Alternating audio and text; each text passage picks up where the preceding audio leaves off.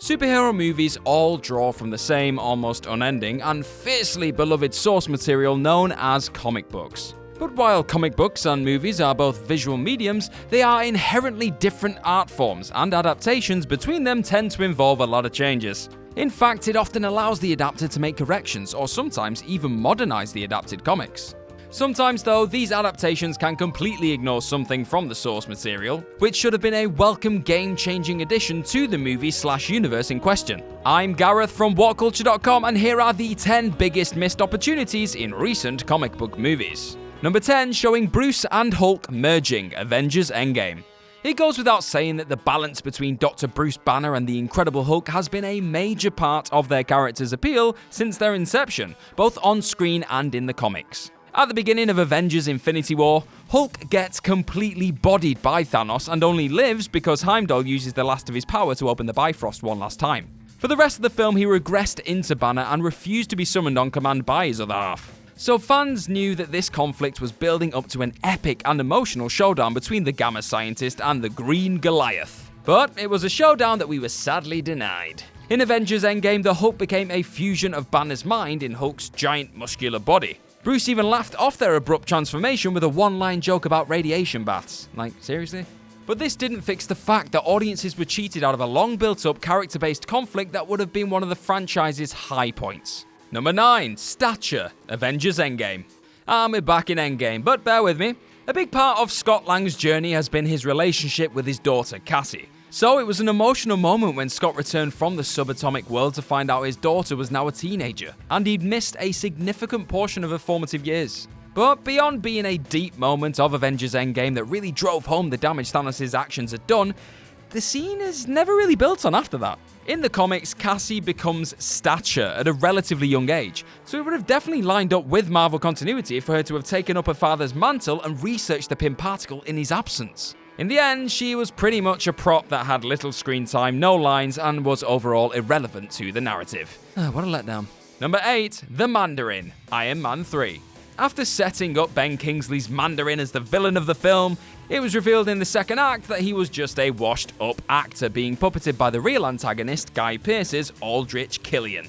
Seen as the Mandarin, one of Iron Man's oldest and most iconic villains, has always been a racist stereotype of Asian mysticism. This was a creative way of dodging a potentially very uncomfortable bullet.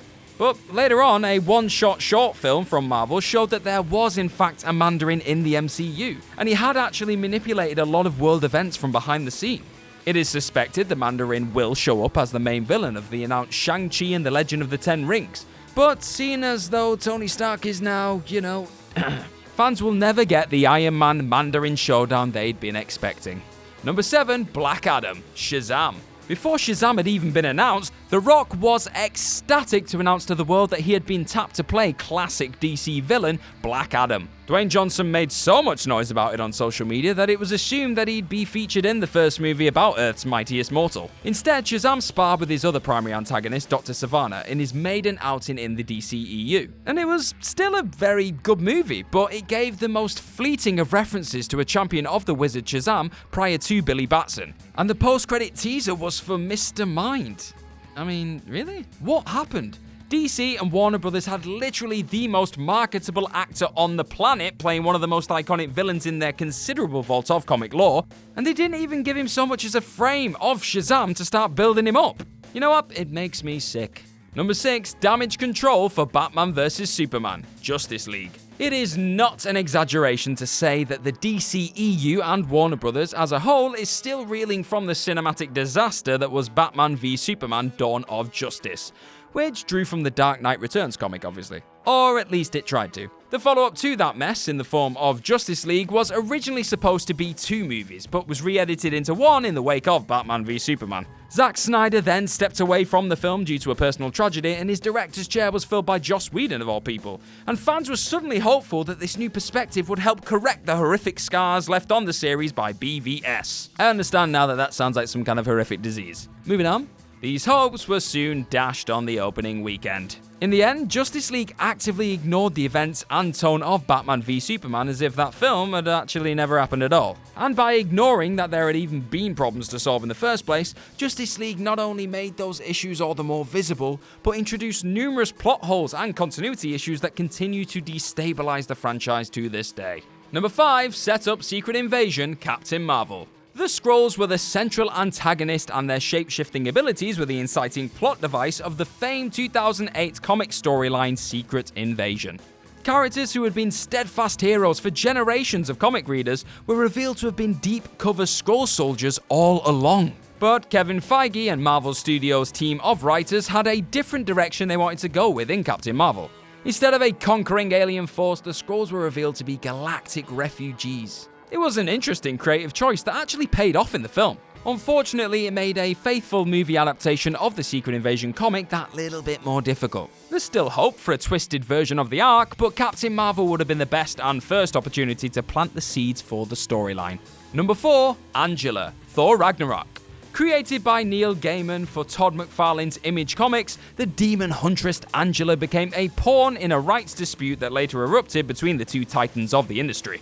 When the smoke cleared, Gaiman had outright given the rights to Angela over to Marvel, partially because they had taken his side in the court case, and partially to spite McFarlane one last time. Under Marvel's ownership, Angela was retconned to be Thor's long-lost sister, who had spent her entire life in a hitherto unknown realm, thus explaining why Thor and the readers had never heard of her. Sound familiar? Yep, that's pretty much because it's Hela's backstory in Thor Ragnarok. While Ragnarok was a spectacular movie and Cate Blanchett's Hela was one of the high points, it was a huge missed opportunity to introduce Angela, an extremely popular character in her own right. Number 3, OSCORP, Spider-Man Far From Home. After the events of Avengers Endgame closed out over a decade of the MCU in a satisfying and open-ended conclusion, Spider-Man Far From Home was supposed to be a guiding light that would demonstrate to fans that the overall franchise was far from over. Because it's far from... Audiences were also quite excited to see classic Spider-Man villain Mysterio brought to live action for the first time, and were hopeful that more of his iconic rogues gallery were waiting in the wings. While Far From Home did well in its presentation of Mysterio, reintroduced J.K. Simmons as J. Jonah Jameson to universal applause, and teased a new and unknown future for Spider-Man, it didn't suggest that any of his other big nemesis were skulking in the background. It didn't need to actually show any more villains or have any weird background cameos or anything like that. It just needed to drop one name, OSCORP. The company that created the radioactive spider which gave Peter Parker his powers and is owned by Norman Osborn, aka the Green Goblin, has never been mentioned in the MCU, but is nevertheless instrumental to not only Spider-Man himself, but also his assorted villains. Leaving the company out of the series thus far has left a noticeable plot hole to fill. So fill it, they must! Number 2, doing the Dark Phoenix saga right, X-Men Dark Phoenix.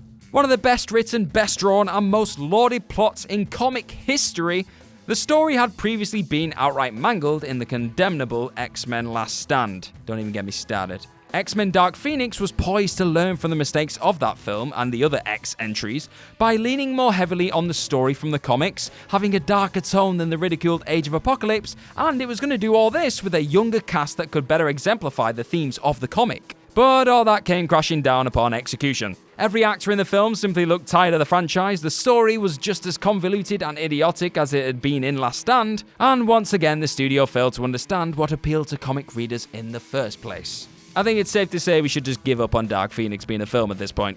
Number 1, Kang the Conqueror, Avengers Endgame. Well, we started with Endgame, we may as well end with Endgame. From the first leaks from pre-production planning, it was abundantly clear that Avengers Endgame was going to involve time travel in some capacity. So the mere mention of Avengers and time travel in the same sentence brought one key figure to mind, Kang the Conqueror. As any comic book fan worth their protective plastic covering knows, Kang the Conqueror is one of the Avengers' most iconic villains. A tyrant ruler from the 31st century, Kang will occasionally travel back in time to ensure his rule isn't compromised by Avengers meddling with the past.